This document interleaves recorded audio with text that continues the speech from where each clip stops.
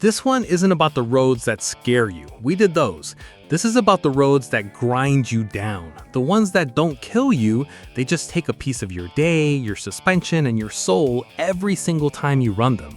No mountains, no ice, no cliffs, just miserable pavement, potholes that blow tires and crack frames, construction that has been going on so long you remember when it started, and traffic that turns a 2-hour run into a 5-hour one for no reason at all. And this list isn't my opinion. It's built on hard data. The American Transportation Research Institute's Truck Bottleneck rankings, pulled from GPS in real trucks, and Overdrive report card where 600 owner-operators voted on the worst pavement in the country. Congestion alone adds $109 billion to the cost of freight every year, and trucks burn 6.4 billion gallons of diesel just sitting in it. 20 roads counted down to the single worst road in America to drive a truck, according to the trucks themselves. We start in Oakland, where you get two kinds of misery stacked on top of each other. Interstate 880 is a ranked bottleneck, number 72 on the national list, but the congestion is only half of what makes it awful. The other half is the pavement. The Bay Area has some of the worst rated road surface of any major metro in the country, and 880 runs right through the heart of it, carrying heavy drayage traffic in and out of the port of Oakland all day long. So you've got container trucks stacking up at the 238 interchange, you've got a road surface that's been patched over patches for years, and you've got a rhythm to it that every local driver knows and hates. Slow down, hit the rough stuff, crawl through the merge, repeat. The average speed here sits around 40 miles an hour, which sounds survivable until you're doing it loaded on a surface that's shaking your fillings loose every day. Oakland is a working port city, which means the freight never stops, which means 880 never really clears. It's not the worst road on this list, but it's a perfect introduction to what this list is actually about, because nothing here is trying to kill you. It's just trying to wear you down, and it's very good at its job. The Capital Beltway is where you learn that a road can be perfectly flat, perfectly straight, perfectly safe, and still be one of the worst driving experiences in America. Interstate 495 loops around Washington, D.C., and the west side is a ranked bottleneck at number 18 in the country, with average truck speeds down around 33 miles an hour and peak times worse than that. And the DC area doesn't stop at one bad spot. The region has multiple entries on the national bottleneck list because the whole Beltway is a ring of stop and go that never really lets up. What makes it miserable for a trucker specifically is that there's no good time and no good way through. Rush hour is gridlock, and off hours you hit construction. The road is always busy because it's the only way around the city. So a driver just trying to get from one side of the metro to the other gets funneled onto the same clogged loop as 250,000 commuters. There's no freight logic to it, no reward for knowing a secret route, because there isn't one. You get on the Beltway, you join the crawl, and you give the DC Metro the hour of your life it demands. Flat and safe and utterly soul-crushing. Portland gives us our first real freight choke point, and it's a good one because the problem here is a bridge that the whole West Coast depends on. Interstate 5 at Interstate 84 is a ranked bottleneck at number 27 with average speeds around 34 miles an hour. But the deeper issue is just north of there, where Interstate 5 crosses the Columbia River into Washington on an aging lift-span bridge. That bridge is old, it's undersized for the traffic it carries, and when the lift span goes up for river traffic, everything stops. You're sitting in a loaded truck on the main north-south artery of the entire West Coast, watching a boat go by. Portland has been fighting about replacing that crossing for decades, and in the meantime, every driver running Interstate 5 between California and Seattle funnels through this exact pinch point. The junction with 84 just adds a second layer, dumping east-west freight into an already jammed interchange. If you want more of these deep dives on the roads that actually eat your day, tap subscribe. It's free, and it's the one thing on this list that won't cost you time. Portland is beautiful. Getting a truck through it is not. St. Louis earns its spot by getting worse fast. The interchange where Interstate 64 and 55 meet Interstate 44 is a ranked bottleneck, and in the most recent data, it jumped 30 spots in a single year, one of the fastest climbs on the entire list. That's the detail that matters, because a road that's always been bad is one thing, but a road that's rapidly getting worse tells you something is breaking.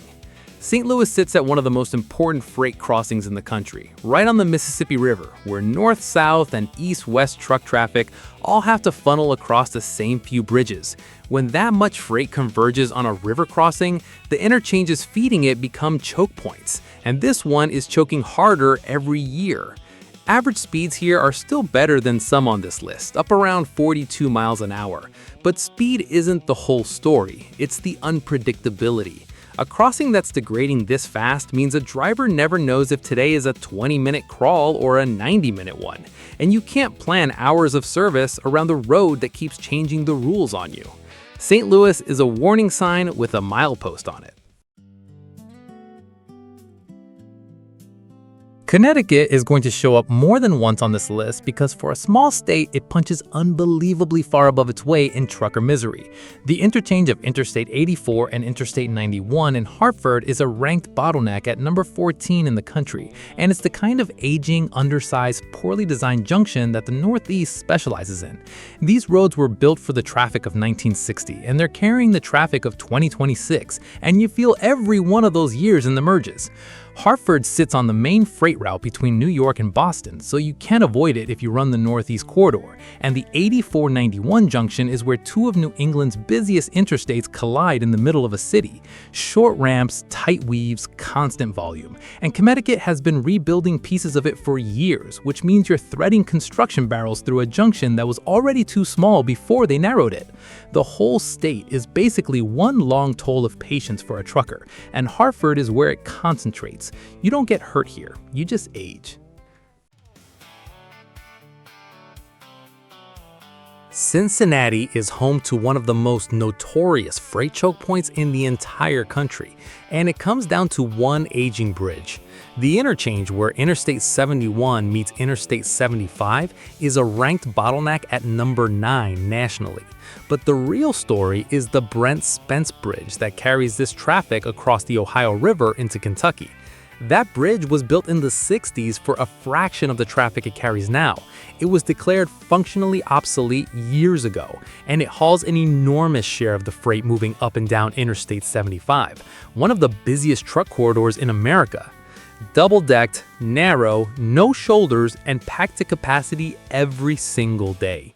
When something goes wrong on the Brent Spence, and something goes wrong often, it doesn't just back up Cincinnati, it backs up the national freight network, because this is a pinch point that a huge slice of the country's trucks have to pass through. There's a companion bridge finally under construction next to it, which is good news for the drivers of 10 years from now. For the driver today, it means construction stacked on top of a bottleneck, stacked on top of an obsolete bridge. Cincinnati is what happens when you defer a problem for 50 years. I told you Connecticut would be back. This time it's Interstate 95 through Fairfield County, the stretch running through Greenwich, Stamford, Norwalk, and Bridgeport. And it might be the purest concentration of Northeast driving misery on the whole list. Multiple bottlenecks in a single county. Stamford alone ranks number 29 in the nation, with Norwalk and New Haven landing on the list right behind it. This is 3 lanes each way, trying to move the entire volume of the New York to Boston freight corridor through a string of old coastal cities on a road that has been under some form of construction for what feels like generations. A survey of 3,000 drivers ranked this stretch among the most hated roads in the country, and the Trucking Association in Connecticut says plainly that Stamford perennially ranks among the nation's worst bottlenecks for truckers. What makes it so exhausting is that there's no relief valve. 95 is the only real route through here. Parallel roads are worse, the parkways ban trucks entirely, so every rig moving through southern New England gets poured onto the same overloaded pavement. You crawl through Greenwich, you crawl through Stamford, you crawl through Bridgeport, and by the time you clear it, you've lost your afternoon and a good chunk of your patience. Interstate 405 is the busiest freeway in the entire country, and it is the single best proof that you cannot build your way out of traffic. Here's a story every trucker should know. They spent over $1 billion, $1.1 billion, widening the 405 through the Sepulveda Pass, adding a lane over years of construction misery that tortured everyone who drove it. And when they finished, a study out of USC found that traffic actually got worse. Northbound peak speeds dropped from around 46 miles an hour before the project to under 28 after. You read that right. They spent $1 billion and the road got slower. It's a phenomenon called induced demand, where adding lanes just invites more cars until the new capacity fills up and you're back where you started, except poorer. And now in 2026, there's another project on it, $143 million pavement rehabilitation that's cutting lanes on weekends through the pass all over again. For a trucker, the 405 is a rolling monument to futility. The worst part is knowing that all that money and all that construction bought you nothing, and there's a fresh round of cones out there right now to remind you. And if this list is running true to your experience so far, do me a favor and hit that like button. It helps other drivers find it. Now we get into the pavement, the real wrecked surface misery, and Louisiana is where it lives. An Overdrive's report card, where 600 owner-operators voted on the worst roads in America, Louisiana came in as the second worst state in the entire country, behind only one. And Interstate 10 across the southern part of the state is the worst of it, ranked the fourth worst single route in the nation by the drivers themselves. This isn't about traffic. This is about a road surface so rough that drivers describe their cargo bouncing off of flatbeds. One trucker put it this way: the road is so full of bumps that our cargo will bounce off. Think about what that means for your day. It does real damage to your suspension, to your tires, to your freight, mile after mile with no relief. Louisiana's own transportation department has had to issue emergency closures just to rip out and replace stretches of asphalt, specifically to improve the ride quality on Interstate 10. The problem is the ground itself. South Louisiana is built on soft, wet, shifting soil, so the road sinks and cracks and heaves no matter what they do, and they are always a step behind it. You don't fear Interstate 10 in Louisiana, you just endure it, one bone-rattling mile at a time, and you check your straps when you finally get off. Houston brings us the misery of construction that never, ever ends. The interchange of Interstate 45 and Interstate 69 is a ranked bottleneck at number 4 in the whole country, with peak speeds crawling down around 20 miles an hour, some of the slowest on the entire list. But the congestion is just the appetizer.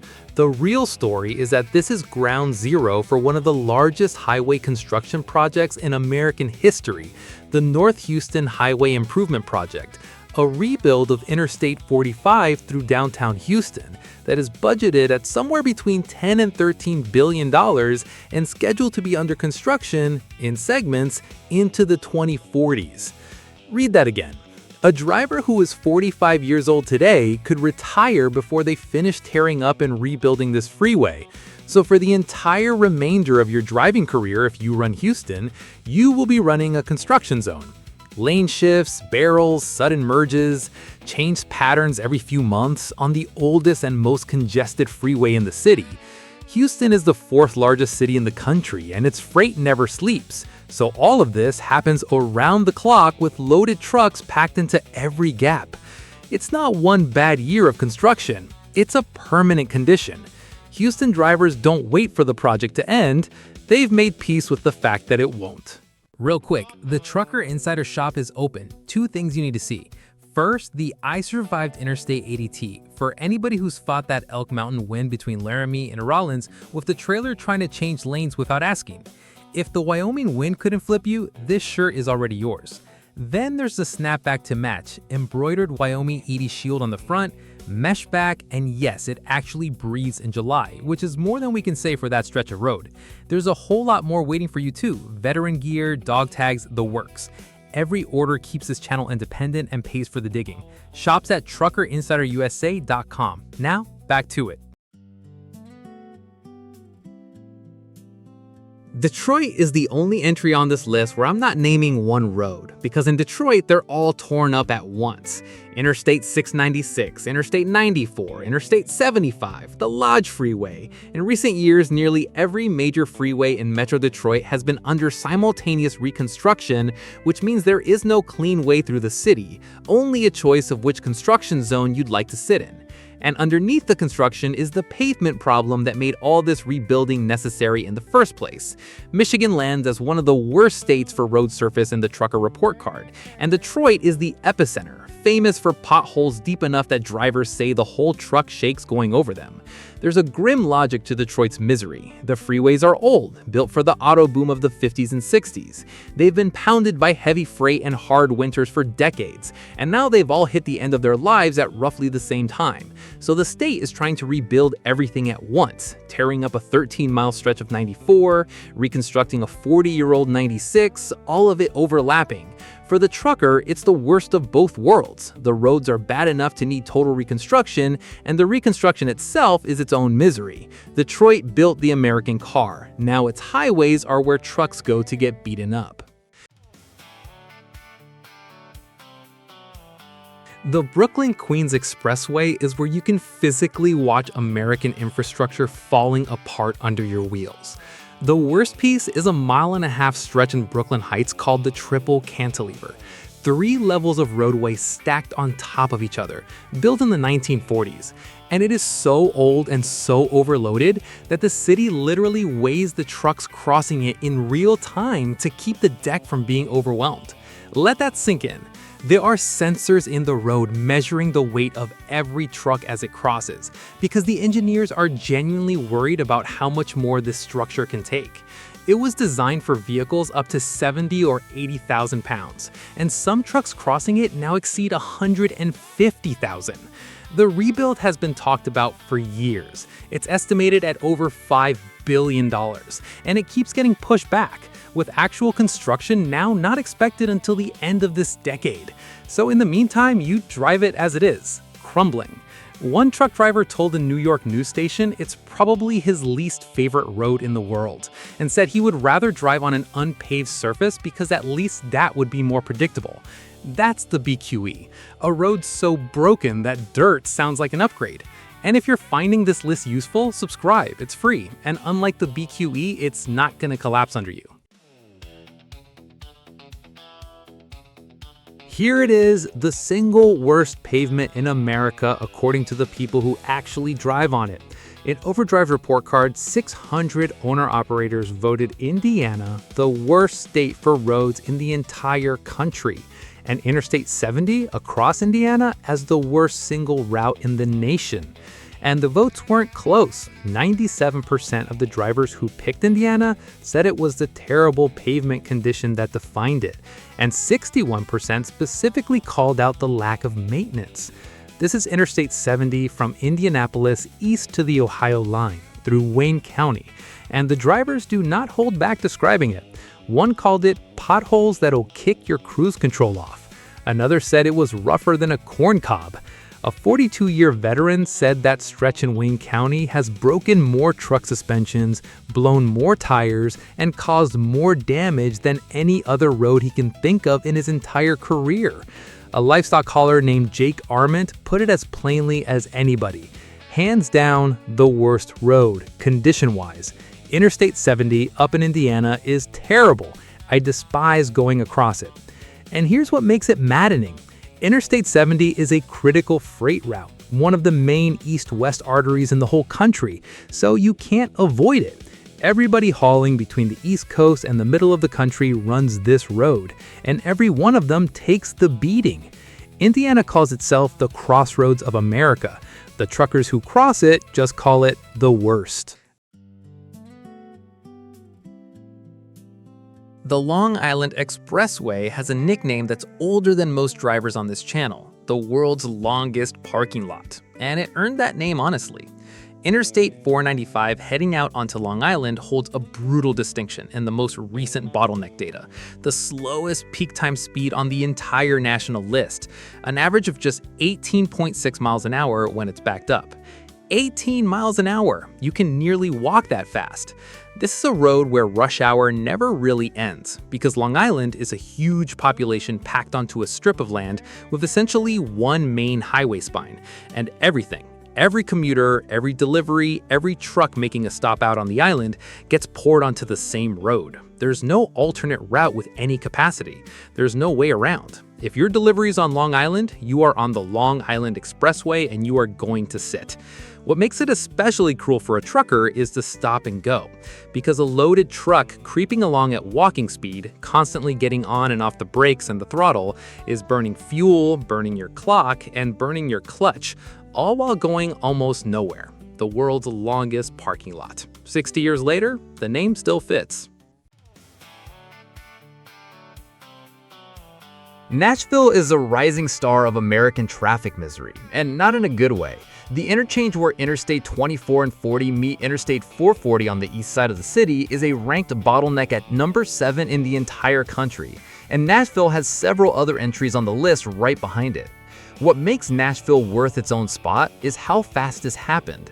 This was not a famously congested city a decade ago. Then it became one of the fastest growing metros in the country, the population exploded, the freight exploded with it, and the road network did not grow to match. So now you have a mid-sized city's highway system trying to handle a big city's traffic, and it can't. Nashville also sits at the crossing of two major interstates, 40 running coast to coast and 65 running north to south, which means the traffic clogging things up is national freight, not just local commuters, funneling through a city that wasn't built for it. For the trucker, Nashville is a place that used to be an easy pass-through and has quietly become a place you dread hitting at the wrong time of day. The bottleneck at 440 is where all of it comes to a head, and it gets a little worse every year the city grows. Music City is booming, its highways are paying the bill. Breezewood is the most famous piece of highway insanity in America, and every long-haul driver has a story about it. Here is the situation, and it sounds made up. Interstate 70, a major interstate highway, does not connect directly to the Pennsylvania Turnpike. Instead, the through traffic is forced to exit onto a quarter-mile strip of surface road lined with gas stations and motels and fast food, complete with actual traffic lights, before you can get back on the highway and continue. Traffic lights on an interstate. It's one of the only places in the entire interstate system where coast-to-coast traffic has to stop at a red light next to a Sheetz. Around 1.5 million trucks pass through this quarter-mile bottleneck every year. Turnpike figures counted over 2.5 million vehicles coming through Breezewood in a single year, more than a third of them trucks. And even on a good day, off-peak, you're looking at 20 to 30 minutes of stop and go to travel a distance you could throw a rock across. Why does it exist? Old highway funding rules from decades ago made a direct connection complicated, and a strip of businesses grew up feeding on the captive traffic, and it just never got fixed. They finally announced a bypass in 2024 that's moving forward, so this misery may actually have an expiration date. But for now, Breezewood is a monument to how a country can build the greatest highway system in the world and then make you stop at a traffic light in the middle of it. For 7 straight years, this was the worst truck bottleneck in America, period. The approach to the George Washington Bridge at Fort Lee, New Jersey, where Interstate 95 meets Route 4, held the #1 spot on the national bottleneck list from 2019 all the way through 2025, an incredible run of misery. It has the slowest average speed of anything near the top of the list, down around 28 miles an hour, with peak times crawling to 22. And the reason is simple. It feeds the George Washington Bridge, the single busiest bridge in the entire world, the main truck gateway into New York City from the west. Everything coming into the city that can't fit through the tunnels comes over the GWB, which means every one of those trucks funnels through Fort Lee first, and there is simply more freight than the approach can hold. The only reason it finally dropped from first to second this year is that they poured $2 billion into rehabilitating the bridge itself, and it bought a small improvement in traffic flow. $2 billion for a modest bump. That tells you the scale of what's jammed up here.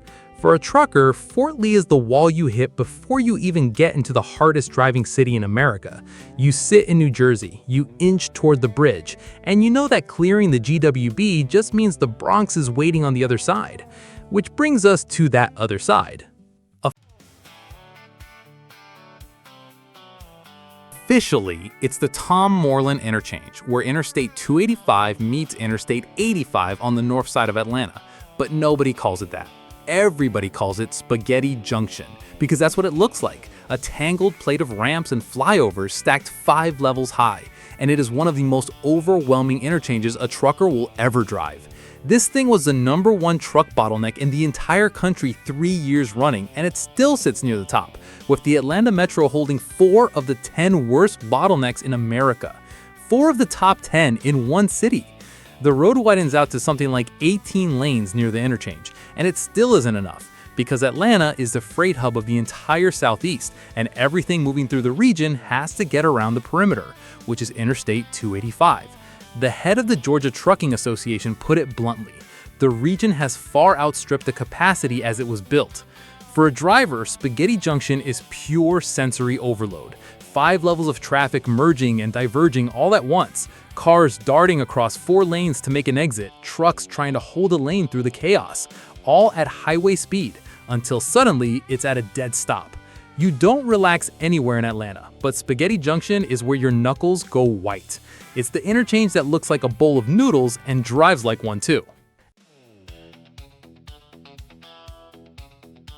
Ask 100 truckers what the worst road in America is to actually drive, and more of them will say the Bronx Expressway than any other road in the country.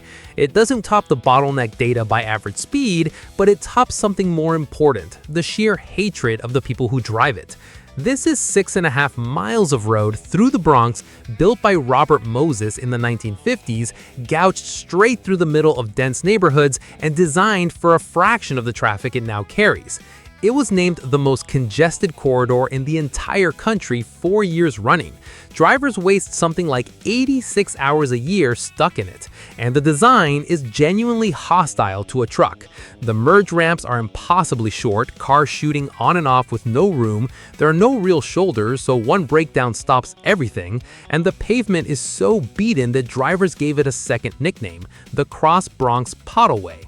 One trucker described the bumps as so violent you start thinking your trailer came unhooked.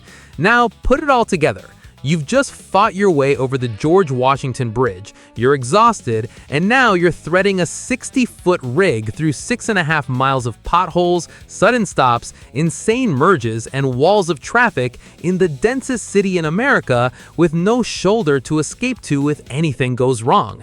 There's a reason this is the road drivers bring up first. It's not the most dangerous road in America, it might be the most miserable. And the only reason it isn't #1 on this list is that misery, at the end of the day, is a feeling. And there's one road that beats it on the cold, hard data. The single worst road in America to drive a truck, according to the trucks themselves, is in Hillside, Illinois, just west of Chicago, where Interstate 294 meets Interstate 290 and Interstate 88. As of 2026, this is officially the #1 truck bottleneck in the United States. It took the crown this year, ending Fort Lee's 7-year reign, and it did it the hard way, by being worse on the data than the approach to the busiest bridge in the world. Here's why it earns the top spot, and why it beats even the Bronx. The Bronx is misery, but it's a stable, known misery. This Chicago interchange is misery stacked on top of active reconstruction, on top of one of the highest freight volumes in the entire country, all at the same time. Start with the volume. This interchange handles more than 300,000 vehicles a day. Chicago is the single most important freight hub in North America, the place where the railroads, the interstates, and the warehouses of the entire continent converge, which means an enormous share of everything that moves in this country passes through the Chicago interchanges.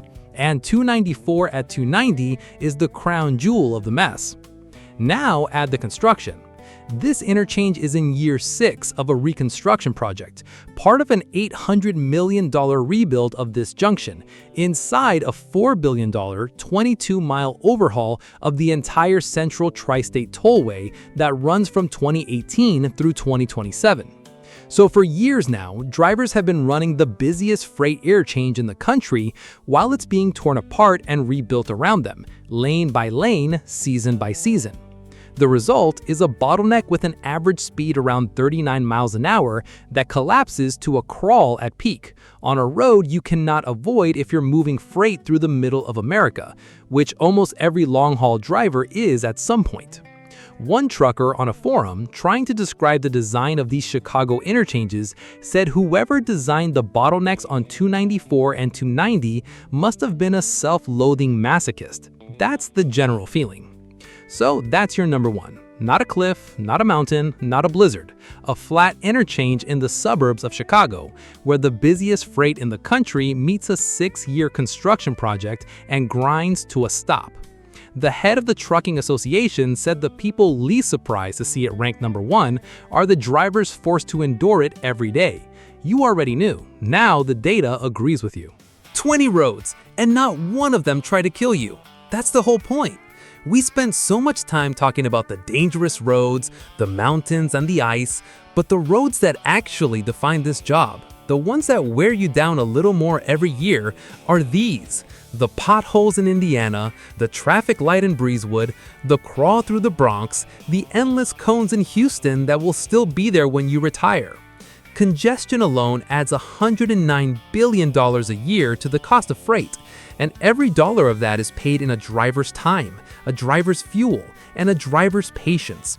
So now I want to hear from you, because you drive these every week and the data only knows so much.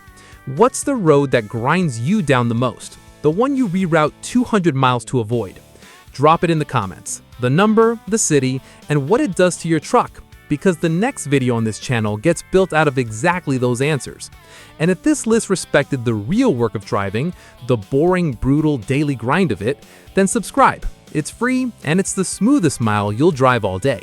Until next time,